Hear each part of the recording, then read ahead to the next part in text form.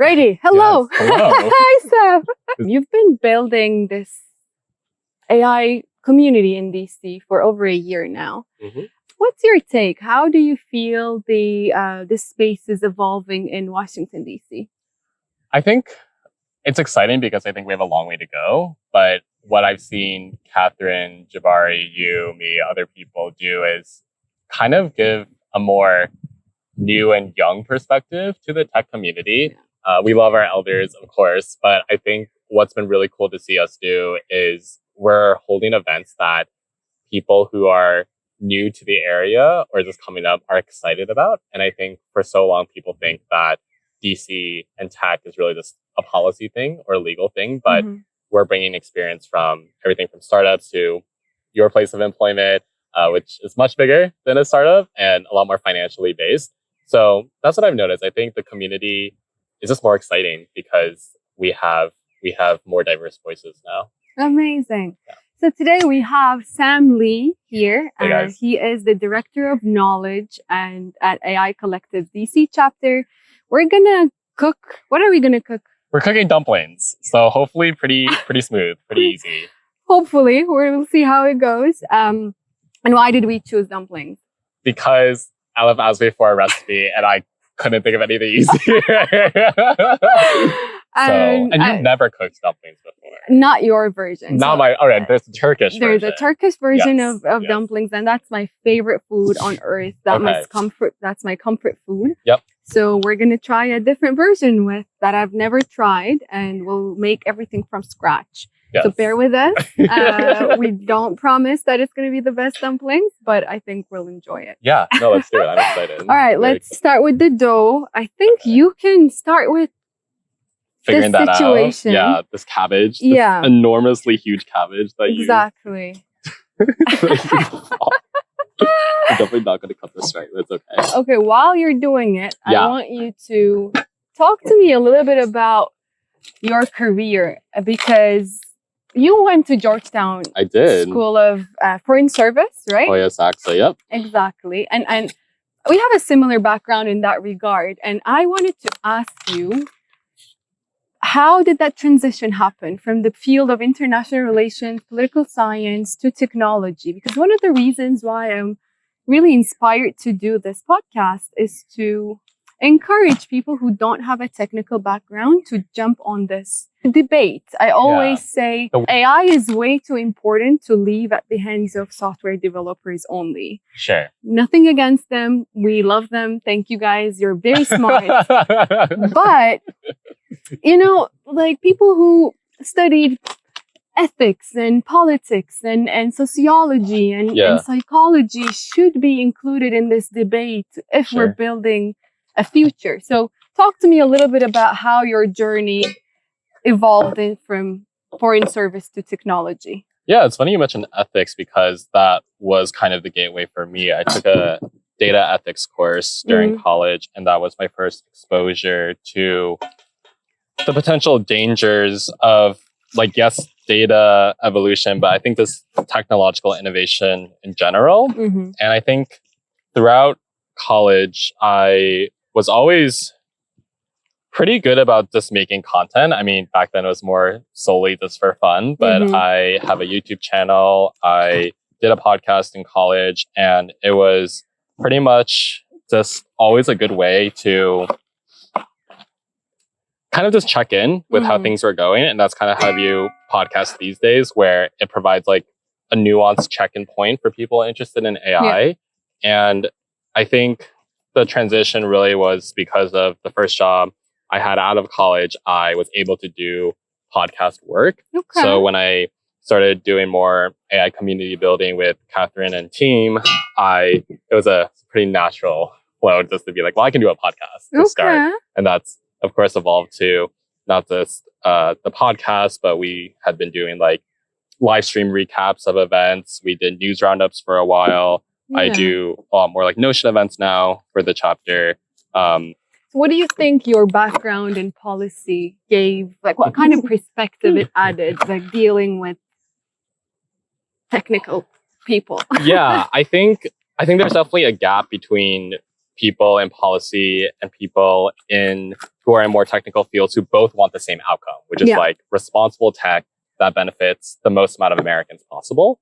I think from the policy side, what I have heard, learned, studied is that they're usually frustrated with how fast tech evolves, and they feel like they're a little out of the loop, versus from people who are of more technical backgrounds, they usually feel like policy people are putting too many guardrails on. So it's almost in diametric opposition, almost. Yeah. Because of course there are people who I think can understand both sides. But I think learning from the policy lens first was good because it gives you a perspective of how tech affects non-tech people. Like, I think people in the tech space are very smart, and kind of like you mentioned at the beginning, we should definitely appreciate what they're doing.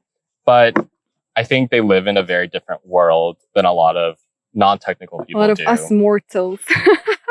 Yeah.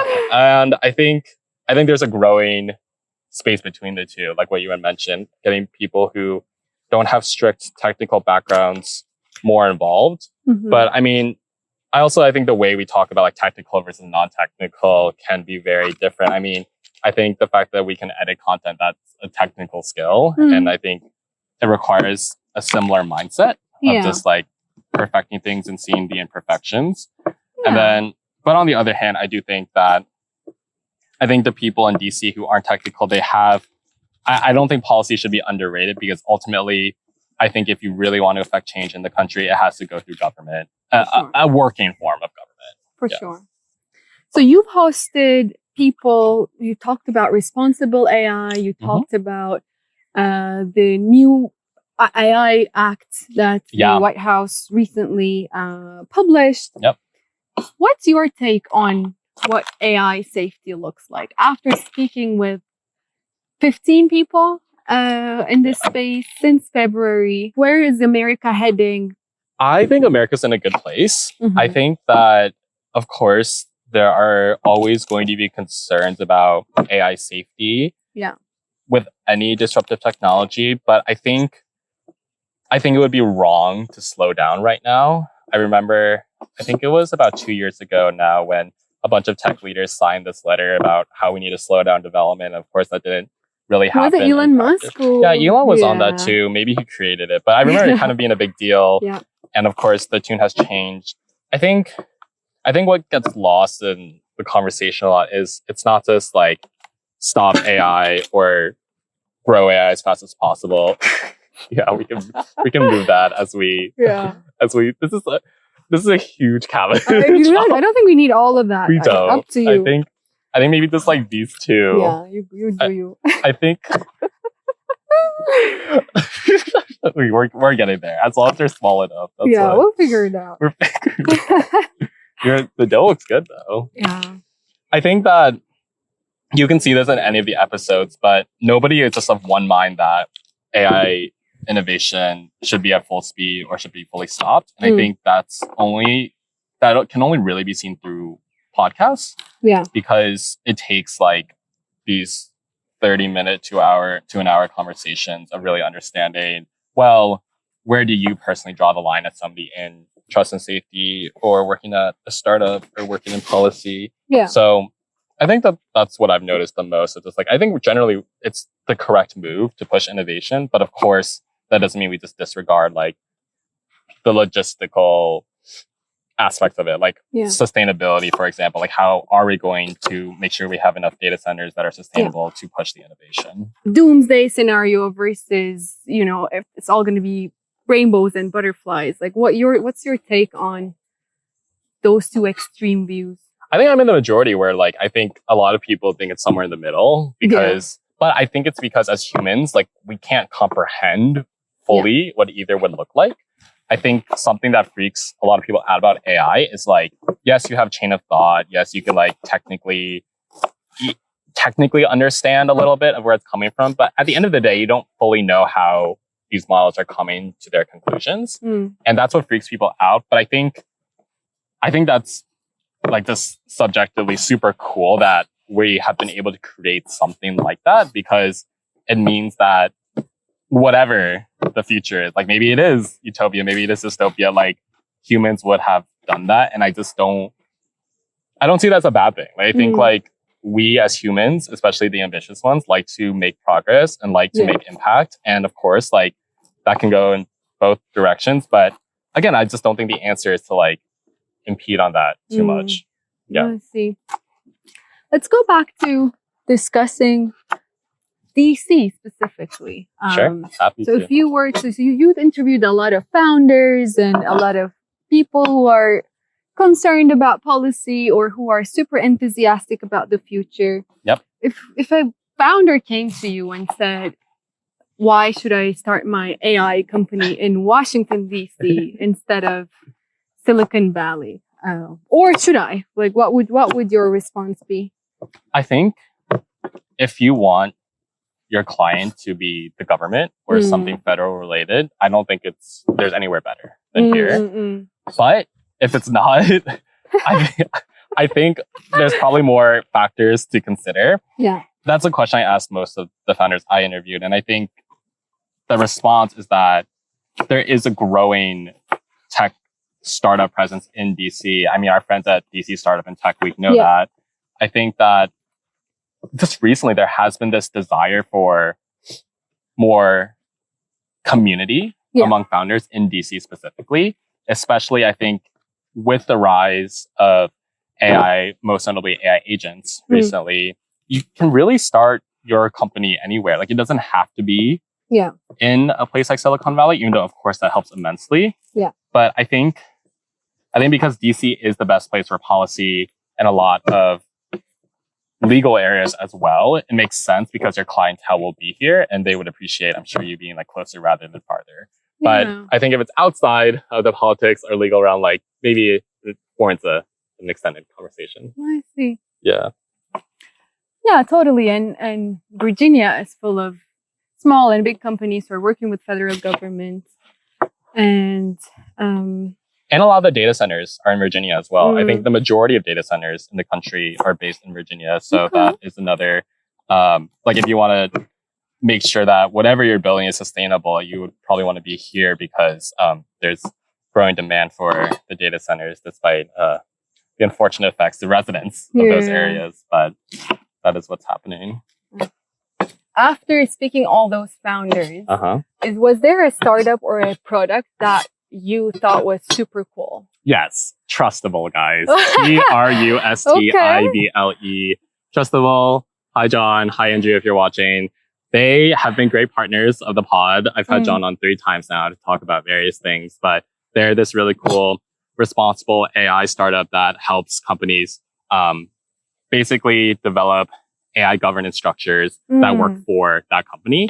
And I think that's super important. That's why I wrote a piece on why startups should be a bigger conversation about responsible AI topics, because I think a lot of people think about startups as risky, innovative, kind of at the edge.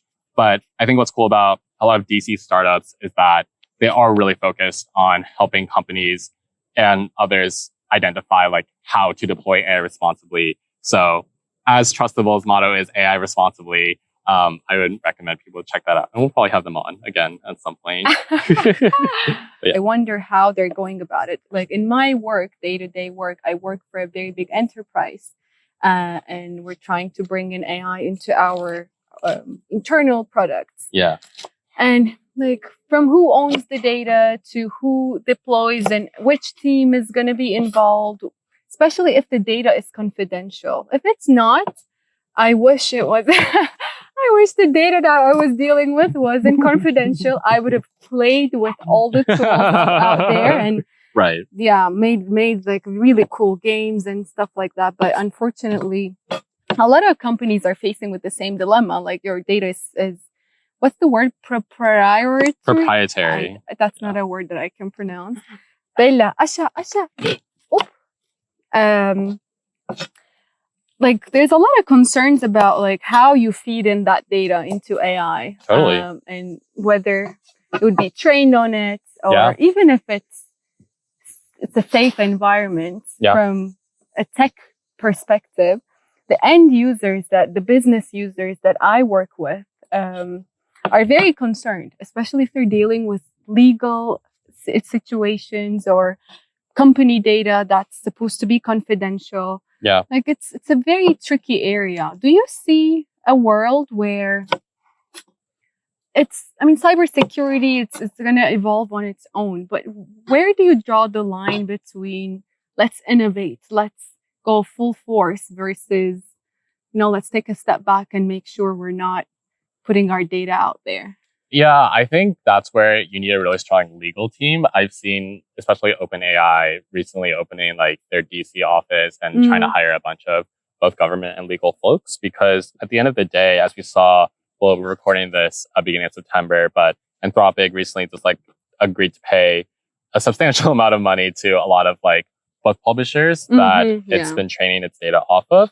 And that's a court decision. Like that, I don't think would have happened without the American legal system. And I think you can see that with, some people view what the current administration is doing as innovation, and we'll leave it at that. But I think, as you can see with like any type of supposed innovation, the courts need to be the stopgap. And that can suck because, as we all know, legal processes take time. Yeah. Sometimes indefinitely. But I would say that would be hopefully what is happening. But do you think there's enough expertise among the legal? Because it's like, even for us who breathe in and out AI, and like I have 90% of my day-to-day, which is sad, by the way, the day-to-day conversations are around this topic. Why is but that sad? Because, I have a life. Part of life. But, it's, right. How are they keeping up with all of this is my question. I think they're doing their best. Yeah. I do think legal folks they're trained to just be very smart. And that doesn't mean that they always have the right answers. But I do think, I also work at a more legally focused organization, but at least what I've noticed is that I think it just takes a while, but I think they come to the best conclusions that I think humans can understand. And again, that's the tricky part about AI. Humans don't fully understand the technology, but I think I, as an individual, just have faith that some of the people deciding these decisions are hopefully some of our smartest minds in the country. Yeah. Okay. I want to go back to the AI Collective DC chapter. Sure. So you've done a lot of events. You're bringing a community together. So first of all, the word community became such a buzzword, and everyone is a part of a community. Everyone wants to be a community builder. Yeah. Why do you think you guys are doing the right thing, and how do you think you are building an act? Like, what's the vision that you have for building a real community instead of just doing networking events that just brings people together for a couple hours and people move on with their life? Yeah, I think at least what makes the AI Collective DC community unique is we just have really strong individuals that come in with is their this own too ideas. Big, by the way? Yeah, probably we'd probably be like half, honestly. But I think that... How do I make it small? I'll just... we can break it into half and reshape it with our hands. That's perfect. I can join you as well. Okay. And get some flour in my hands. I think again, you, Catherine, Jabari, me, Liel, we all have our own ideas of what we want to do. This is definitely not my vision for the podcast. It's a beautiful vision that was all constructed by elif. And I feel like that's the difference. We have a really strong team. Yeah. And of course there's others involved too, but the ones I just mentioned, we have all, I think, have made our mark or starting to make our mark on the community. And that is really powerful because at the end of the day, no one really cares about the name of the AI Collective. They care that Jabari's hosting an event, or they care that Sam's doing another Notion event, or that Catherine's going to be at the event. That's what people care about because that's what community is about. So I agree that it's become a buzzword, but I think what makes us stand out and the reason why people keep coming back to our events is because they know us. They know the people in it and leading it. And they like that we want to, like you said, get past the networky conversations. And like, there's no other community that can go from AI artists to Notion events to AI soirees to launch parties to even having like the online ecosystem we have with DC Decoded. Like, I really just don't think there's another DC tech community that does all that. Yeah. And you have very strong partnerships with DC data community. So it's not like you don't do it in a vacuum. That's one thing I really appreciated ever since I started coming to your events and helping out. Okay, you're making mine even more smaller or what? This is a perfectly shaped. I think, this is perfectly. And this is mine. Good enough is good. Okay, life is not meant to be perfect. Oh yeah, as you like perfectly set up everything. Yeah, I'm sure you believe that. I just care about how visuals. No, I get it, and I think both of these are visually good. I think they're both. Okay. So I'll do the first. I'll do the MVP, and you perfect it. You productionize it. Okay, that sounds good. That's all. But so going back to what I was saying. So what I really appreciated is how you guys work together with other organizations like the generative AI folks that are more in the art space, and the data community that's like mostly data scientists who are based in Washington, D.C. So you collaborate quite a bunch. How do you think that's like pans out? Because in my world, in the corporate world, we talk about collaboration. We love partnerships. We do all of that. But when it comes to actually partnering, things get a little trickier. Things get slower. Things like there becomes a lot of cooks in one kitchen, and that slows innovation. So how do you deal with that? I think it's just choosing really strong partners. I mean, when we partner with DC, like with the data community, for example, it's not like a one-off thing, or with the generative series or with DC Startup and Tech Week, like we're doing a bunch of events with them. Yeah. So I've heard, and we might be doing podcasts as well with them. Nice. So I think just like what I said about how for the AI collective, there's definitely certain people who are very involved. It's like the same thing with these other communities. Like I think for DC Startup and Tech, like we know Seema is like leading that. She's great. Shout out Seema. And she has a great relationship with like you, Catherine, Jabari. Yeah. So it's this is kind of honestly like what I wanted to go. You want them to be smaller. So the Turkish version is like tiny. Ours is much smaller. But I don't think... I don't know space-wise. No, not that, but it would take an hour and a half for us to finish it. So we'll do bigger ones. We'll do our best, you guys. No, we're figuring it out. It'll taste good. I have no doubt. No, you said that. What did you say last time? You were like, and if it doesn't taste good, we'll like order pizza. Yeah, we're just going to order pizza and we'll eat pizza. That's fine. Yeah. But I think it's applying that same principle of like really key and strong individuals in other communities who you can trust to execute again and again. I mean, for me, that I've gotten so much support from Notion this past year to like hold a bunch of Notion events, and like definitely could not have done it without them. And I think it's the same mentality of like, you just need good people, and then the organization or the good partnerships will follow. Because otherwise, you have too many cooks in the kitchen. Yeah. You say you have a bunch of partnerships, but like, what does that mean in practice? And I mean, I'm telling you things I'm sure you already know. Yeah. So. What's the relationship with the bigger like AI collective community globally or in the US? Like how much do you guys interact? I want Catherine and Jabari to be here for the next episode so that I can ask these questions to them as well. Yeah. But if you can talk a little bit about the bigger collective and what they're doing. Sure. I think from what I understand, the collective is still focused on just being the biggest AI community in the world. And I think they've achieved that. Especially, I think our New York chapter is strong. I think our chapters in India are strong. Our Toronto chapter is strong. And we're continuing to build across the world. I think what we're noticing is that each chapter is going to have its own personality. Like the DC chapter, I think is going to be very different from Of course. any chapters in the Bay or in other parts of the states and world. And I think from what I can tell, I think what the collective is trying to focus on right now is how to empower each chapter to be able to have their own like unique style, but still be under the same ethos of this organization that wants to ultimately, I think, promote the good of AI and all the nuances that come with that.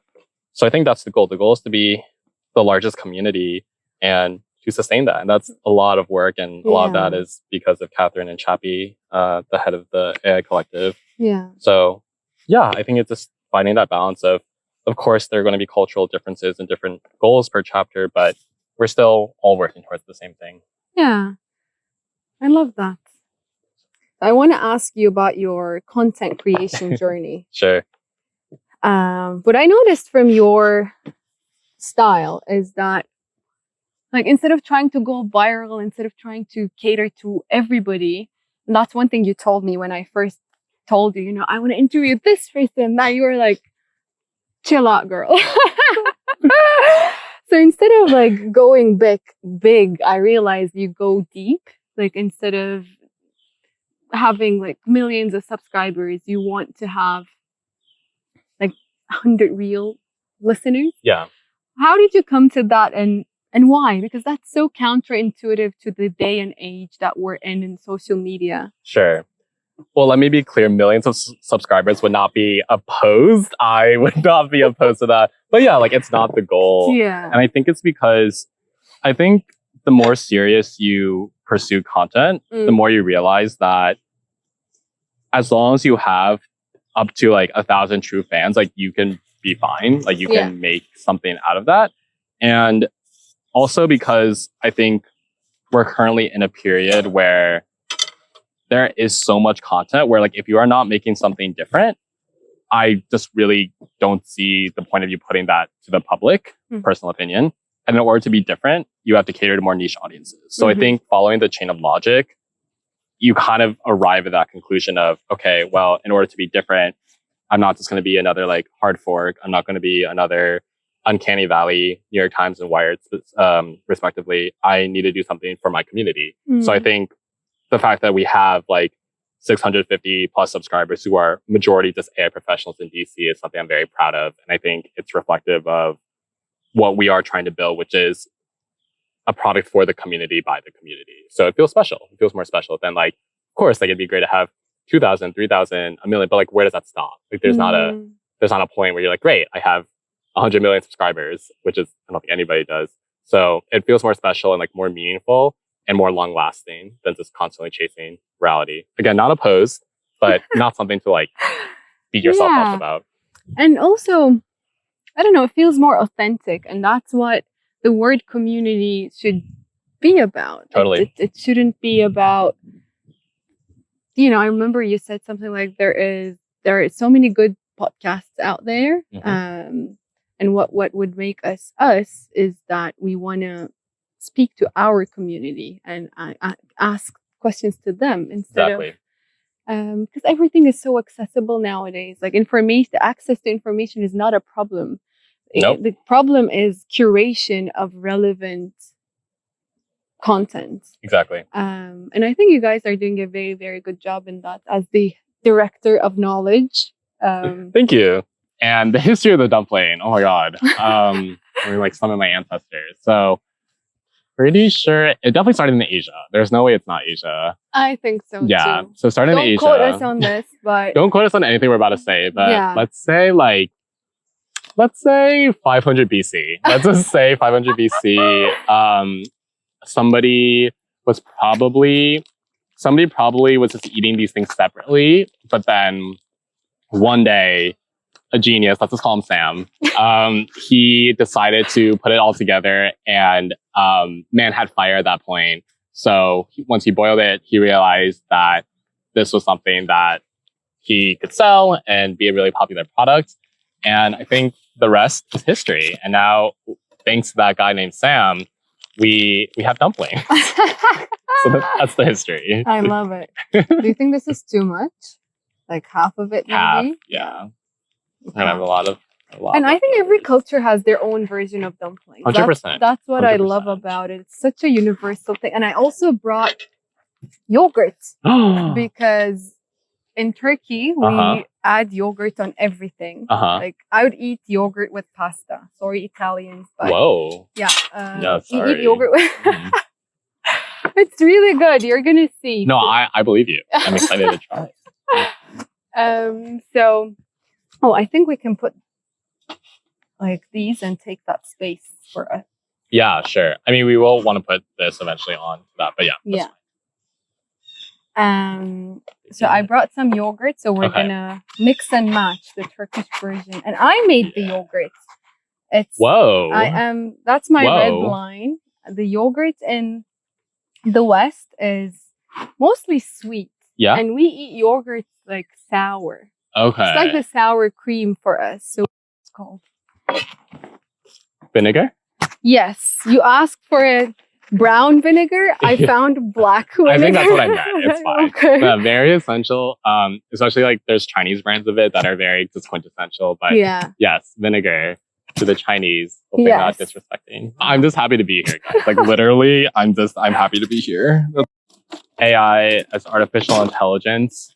While there's of course a technical definition of it's supposed to simulate what human intelligence is, I think in practice it means something very different to everybody. And I think not everybody needs to be using AI right now. Oh wow, that's a radical take. I never heard some AI person say that. Everybody's you're either in it or you're gonna die. Yeah, I don't agree with that. I think about like farmers, or I think about other people, even like it doesn't have to be that, but even like students to an extent. I don't think, you can just put it. If you're anybody, like I really just don't think it's at the point where it's essential. Maybe you'll get to that point. But I think what I would say about how it impacts you is that it's already in our systems to a huge extent, like our financial institutions, our political ones. Yeah. Like, I think it's really hard not to come into contact with AI. But I think in terms of what it means to everybody, it's still up to you. I would say for people who are interested in learning more about AI, especially non-technical folks, I mean, first listen to podcasts because they will give you like a really nuanced takes that you're not going to get from news articles or anybody leading the AI movement right now, in my opinion. But also, like, I think the beautiful thing about AI is that it democratizes technology even more. Like, it used to be just people who could code, could create products. And this is not my full support for vibe coding. But like, as an example, I think like being able to use AI more to make your own products, like, especially for creatives, that's huge. Not because like all AI generated creativity is good, but as a creative who uses AI to streamline processes, but also to like think of new ways to approach topics that I care about, like that's a huge thing as a creative. So I think it's figuring out how to make AI work for you. And if that is like once a day or 100 times a day, like I think both are fine. It's still about like the value you're providing with how you're using it. The products that you're going to use have already had AI in them anyways. Yeah, exactly. Like the Gen AI came and we all opened our eyes to a world where everybody's talking about AI, but the machine learning algorithms have been in them and working in all of our systems, the fintech and everything that we're surrounded, the technologies that we're surrounded with anyways. Right. Yeah. I mean, I think something that I generally try to keep as like a rule of thumb is anybody that talks about AI in really definite terms, like it will be good, it will be bad, I usually just disagree with and will either probe if I can, or if I'm like listening to them at a panel, I'll tune out a little bit because it's the ones, that's perfect. I think it's the ones that can talk about how AI impacts, like you said, like I think you just laid out a really clear like supply chain system. Like once AI makes sense to incorporate for your business, your passions, your products, like that's what matters more than AI in the abstract, because you don't really get anywhere. In my opinion. And how do you use it yourself? Like, give me I know you use Notion a lot. I do use and Notion a lot. I love Notion. Shout out Notion. I've been We love Notion. using Notion for years. I'm gonna get more water because we'll want to wet the edges of it. Okay. Where's your little globe? Ah, here. Okay, I'll be back. Okay. I'll be back, guys. But I mean, He's we can gonna still be back. talk, right, with the mic, or I'll wait for you. We're Okay, not we in a can rush. I will pet Bella. Yeah. Yeah. Bella, yeah. Oh, Bella, do you want some as well? No? Here, you want some? Not the beer. This is almost boiled. Okay. I need to. Here, you take that one. How about that?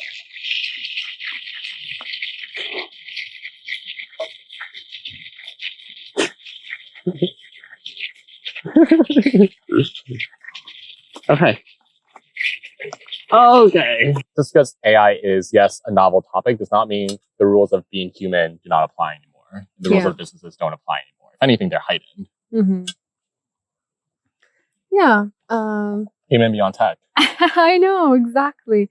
And my take is always like the technology industry seems to build hammers and then look for nails to solve. And I, like, as somebody whose background is in human sciences, let me put it that way, I'm more concerned about like taking a step back and finding, okay, what are our problems, and then build a hammer around it instead of trying to find a use case. That's what it feels like with LLMs.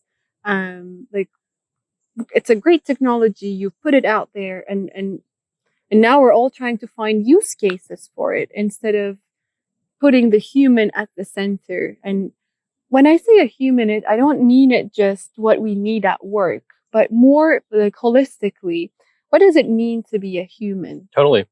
What are our needs? What are the essential needs that we have to live a fulfilling life? So that's what the motto of Human Beyond Tech has been. Yeah, I love that. These are massive. Then I have never seen.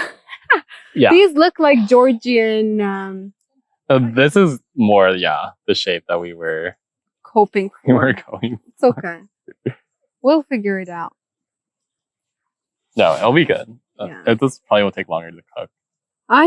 My day-to-day life is usually people who see the risks of AI much more than the potentials of it. And I can totally see and empathize with them.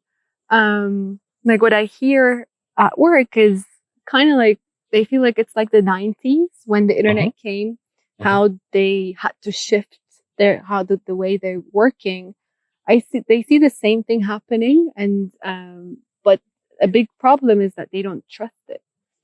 So trusted AI, like we talk about AI safety, and we want to make sure it's inclusive, it doesn't have bias.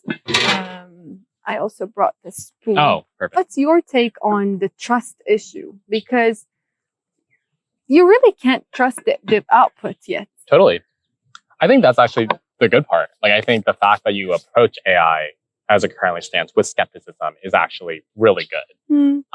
I work at a free speech organization where we're constantly doubting just like what institutions say, because usually there is some free speech implication.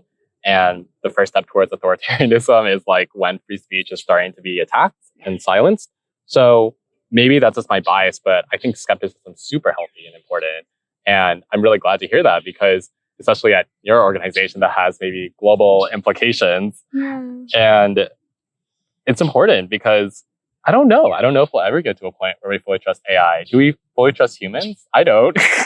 I do. That's the problem. The problem. No, I trust elif. But like, I think it's kind of how you would approach anything that promises to help you. Like, it's always like, what's the catch, or tell me more. And I think we need to keep that for as long as we can with AI models. So yeah, I went through that journey of like, oh my God, this is the best thing ever, to where I'm right now. I'm like, I love the fact that I can now just prompt and vibe code a prototype. Yeah. It used to take working with 3D developers. Yeah.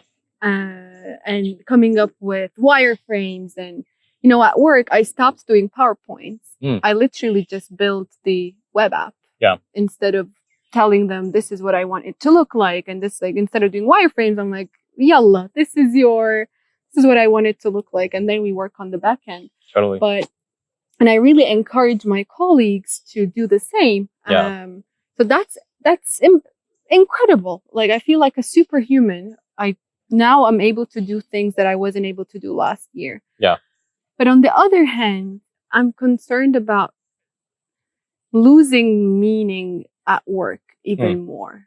Like, what does it mean to have big portions of my work being automated? Yeah. How does that impact my well-being at work, essentially? Totally. And we can go into the bigger debates of jobs and job creation versus losing jobs, and we'll probably need another hour for that. But, like, as a human being, I don't feel like this text belongs to me. And I don't know how to make sense of it if it escalates into something like I am just a loop, like a human in the loop that checks things. Yeah. What does it mean to create? I think at least how things currently stand, at least with podcasting or hosting events, I think I can tell still when like people use chat or Claude versus like more of a melding of the two. Like I think there is something like uniquely human about conversations, like in-person events, and that could just be like proven wrong at any point. But at least for now, I still feel like there is a difference. And I think something that might never go away is like the ability to have taste as a human, like the way you have set everything up like this. Like, sure, AI could technically replicate it, but it's not going to be on the first try. It's going to be like after several different iterations and probably won't be exactly like how you want it. So even just like how you set this up, I feel like, yeah, AI technically can replicate it, but there's something unique about the way you wanted to set it up that I'm sure resonates with other people. Yeah. And that's at least the frame of mind I operate from, because I don't think there's a question anymore that AI can do things just as well or as better than us, especially in the knowledge part. But that doesn't mean there isn't value to how humans do it. I think we should try one. Yeah. I think it's time. Okay. Let me give you one of the small ones. I think that's going to be a unique... Is it cooked? Okay, good. But that's always It's a lot of dough. All right, guys. Cheers. I'm good. Maybe Like 5 out of 10. Maybe the cabbage wasn't the right call. More. I don't know. Kind of just... That is very doughy. That is quite doughy. I probably would rather just... We...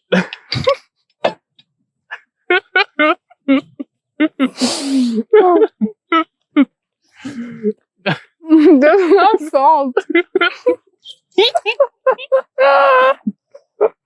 What do we want to do? Worst case, we'll order pizza. Or we order dumplings. Or dumplings. There's a really nice dumpling place. Dumplings and Beyond? Mm-hmm. Yeah.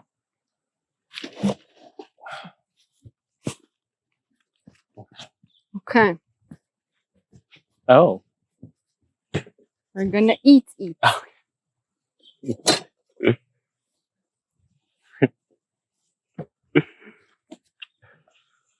Away. Okay. How did your journey with AI Collective start? How did you get involved? Catherine McMillan, everyone. She is a workhorse. And basically, I saw her post about, I think it was DC Tech Parties. Shout out Adrian, who does a great job with those. And I saw that they were looking for volunteers at the end of last year. And it's almost been a year. So, Wow. yeah, Catherine's great. And she, sorry guys, my dog. When she's in your corner, she really is. And I would highly recommend anybody who is at all interested in AI, you don't even have to be DC based to get to know her. I would say that at least the way the DC chapter currently stands, you kind of have to come in with your own idea. Like, I think, of course, there's a lot of support in the community, but I think we are, at the end of the day, a community of self-starters. So I would recommend anybody, I think, not to shade anybody who has said this, but the least helpful thing you could say is, let me know how I can help, because that's not helpful. And come to the events. Yes. Come Very to the important. events. Make with Notion event in DC, October 1st. Please come. The Luma page hopefully will be ready by now. So that's going to be great. Elif's going to be there. Jabari's going to be there. I think Catherine's going to try to be there. I'll be there. And if you like Notion, if you haven't heard of Notion, if you're curious about Notion, we welcome all. There's going to be food, drinks, if everything goes to plan. So October 1st. October 1st. Hopefully better food than this. Yeah, me and Elif are not going to cook. We're not going to cook for that one. We're not cooking. Is there a name for this sauce? Or just your Elif sauce? This is a Turkish grandma sauce. Turkish grandma sauce. TGS. Anneanne sauce. That's what I would call it. And Love. Okay, so then we're gonna add a bunch of The spices, yeah. spices. I brought these from Turkey. What's the difference between southern Turkey flavors and other parts of Turkey? They're more spicy. Like Okay. it's the neighboring city to Syria, for example. Sure. And that's where the kebabs and all the like good meats Yeah. originates. Yeah. Versus the Western Turkey is more. It's neighboring Greece. Mhm. So it's more like herbs and green stuff, like less meat and less spicy. Got it. Yeah. Great. We stole a lot of their recipes and claimed that they're ours for you guys. Oldest history story in the book. We stole it from another region. Exactly. That's pretty good. But yogurt is my red line. Okay. That's why I make my own yogurt. Everything else can belong to other countries. Sure. But yogurt is Turkish. You heard it here, guys. I'm sure you've said it before. How did you hear about the chapter in the community? LinkedIn. Yeah. And it happened so smoothly. I think I saw a post on LinkedIn Mm-hmm. and then just showed up at the event and I started taking pictures, just like I always do. I started taking pictures and I sent the pictures to Jabari and Catherine. That was the first event. And the second event, I showed up again and I took pictures and I said, how can I help? Like, I'm Yeah. here. Wait, I remember you took pictures at the Notion event. That I was like, who too. is that? Who is? Oh, Yeah, I know. Yeah, I was just doing it for fun and Yeah. for myself. And, that's awesome. and yeah, like that kind of proactivity, I think. And it's been like a gift to me. You have no idea. You're our gift. I remember like you posted one of your LinkedIn's. I think it was after the rooftop event we did with Generative. And I was like, you were like so lucky to be in this community. I'm like, no, we're lucky to have you. Oh, thank you for saying that. Yeah, but that's awesome. And Where do you want this podcast to go? Like now that you're kind of passing the torch. yeah, I'm not going away. I think that I want to switch more to what I've been doing recently, which is this. Yeah, thank you.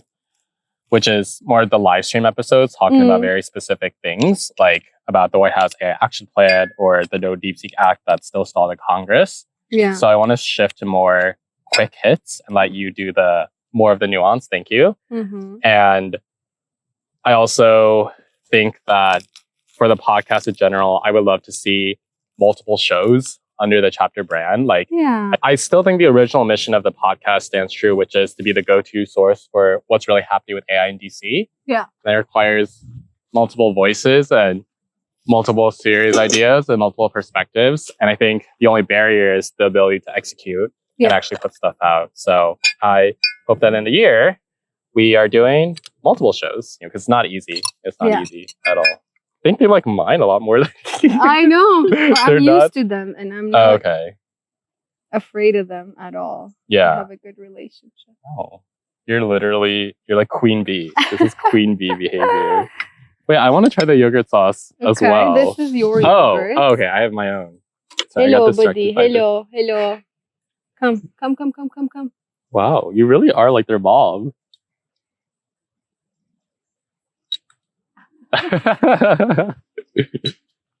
What can I feed you? Amazing. Not the best one I've ever had. No, I agree. But the sauce really helps. But It really makes a difference. But hey, I'm proud of us. We did it. This is, we nailed it. we made a meal. That's all I care about. We need something cold to drink. I know. And I see you want to make tea though. Not a good choice. I love my work. Like I love my content. And I think it's something special to like have a passion be your work. And I know that doesn't work for everybody, but it's like simultaneously, I love working hard for this stuff. And I also feel like I'm like just at the beginning, like what I can do. I mean, this is already just so inspired. Like I'm not about to do the same stuff. That's Yeah. insane in a good way. Like that's a compliment to you. Thank you. But there's so much for me to learn. And especially in this past year of hitting certain milestones with my content, like view wise, revenue wise, attention wise, community wise. Yeah, I'm really excited to just keep working hard and learning. I love being the dumber one or the dumbest one in the room because I think if you go into it with like the right attitude, you can get a lot from it. Yeah. And I feel that way a lot at our events, and I think I'm better off for it. So that's how I feel about DC. Like location, I love it here. I totally hear you. And I think our generation, we're such in a privileged place to be like, I can work from wherever I want as long as I have stable Wi-Fi and a computer. Yeah. That's a gift that I want to honor. Yeah. I never wanted to live in one place only. Yeah. I'd like to have multiple hubs that I can jump between. Totally. Yeah. And DC is definitely a beautiful home, especially as an expat, immigrant, Yeah. whatever you want to call it. It's very easy to blend in compared to probably other parts of the United States. Sure. Because there's a lot of international people.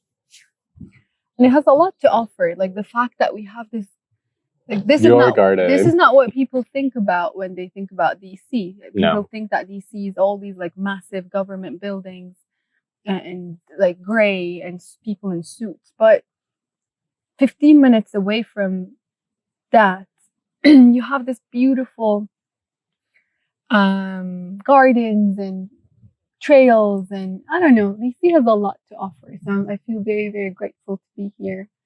The grinding culture is very prominent in this country. Honestly, like the more you grind, the more you suffer, the more respect you the get, better the it is. Yeah. Like everyone is complaining about how busy they are, how expensive things are. Yeah. That's not a good thing, my brothers. Yeah.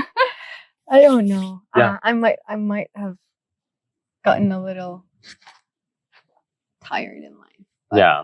You know what? I don't need to prove the world that I can have it all. I can be the most successful, the most beautiful, the most athletic, the most...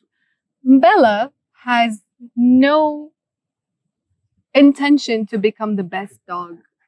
Bella doesn't wake up every morning and think that, how can I be a better dog today? Yeah. Bella is just Bella. Yeah. So I'm at a stage in my life where I just want to be without the need to improve myself. And I have a very limited time in this earth. Yeah. And this connection, this conversation is worth 20 million times more than what this modern society is telling me that I should be chasing. Yeah. I have a friend who's really into improv, but she wants to do it professionally at some point, and it has a lot of the same creative mentalities as like content. And one thing she always says is like, be obvious, be average. Like those are like the two most contradictory things to what you're just saying about like American culture. And yeah, like everything you just said made me think about that. Like there's so much value in being relatable as a human. And you don't get that when you're the best at everything. And I think that kind of goes to the conversation about like what is the value of human content creation if AI could do it better or just as well. And I think it's the fact that like I think it's impossible to relate to AI. I've never like seen an output from an LM. It's just like, that gets me. It's more just like, okay, that is an output that I can use now for like my work or like my thoughts. But I think especially with AI, like I think COVID started it, but especially with AI, like people crave community. You can see it in every event we host. Like every event, I've talked to at least a few people that are like, this is like what we need. And these are everybody from like solopreneurs to people who work at places like where you work with hundreds of thousands of people. Yeah. And I think I only see that growing. Like I think the AI collective kind of saw ahead of the curve a little bit on it. Because when I first heard about it, I was like, what's a community? Like what's the money there? Like what's the power there? But I think I've seen other communities try to like model what we do or want to partner with us and be more involved. And I think, so much how I feel about my own content, like we're just at the start of what we can do community wise, content wise. And if we could be just like a little bit better than others, like that's the value we have for our community. Yeah. And genuinely, I just don't think there's another podcast in the city that is for the community by the community. Okay. We ate our dumplings. They were okay. I revised it to like a 7 out of 10. Okay. I think With the sauce. With the sauce, it definitely elevated. Yeah. So 7 out of 10, guys. 6.5. Somebody is a pessimist. I think we know who the optimist for all days is after this. Yeah. So before we close out, I wanted to ask you, Gavin. So I wanted to ask you, what are your closing messages? See you. What are your closing messages to our community? Where should they find us? What's the best way to find you? Yes. So subscribe to DC Decoded. We are on Substack, Apple Podcasts, Spotify, and YouTube. The best way to find me when bugs are not flying around and driving me insane, to search up Sam H. Lee on YouTube, Instagram, LinkedIn, Substack. Those are the ones I focus on. And if you want to talk about Notion stuff or podcast stuff, that's usually where I'm at. So perfection. Yeah, thank you, Elif, for hosting it. This was insane. So I've never done something like this, and I very much appreciate it. Thank you. So as part of the series, I want to start. Okay. Taking a video. I'm sorry, taking a picture. Okay, I was like, I didn't know you take videos of these. And then we have this cookbook that I want to, I don't know if you recognize this. This is from Ratatouille. Oh, yeah. Yeah? Yeah, no, I do. Yeah, so this is see it an empty cookbook that we are going to fill in with this. Daunting. It's a really big cookbook. And I would like you to write down the recipe for today. 100%. And we will put it under the description as well if you want to try it at home. Okay, perfect. Try cooking massive, big dumplings. Okay, perfect. Let's go. Perfect. Well, thank you so much. Thank you. This was lovely. Thank Such you. a unique experience. All right, I will write it down. Ooh, where did you get this book from? Disney.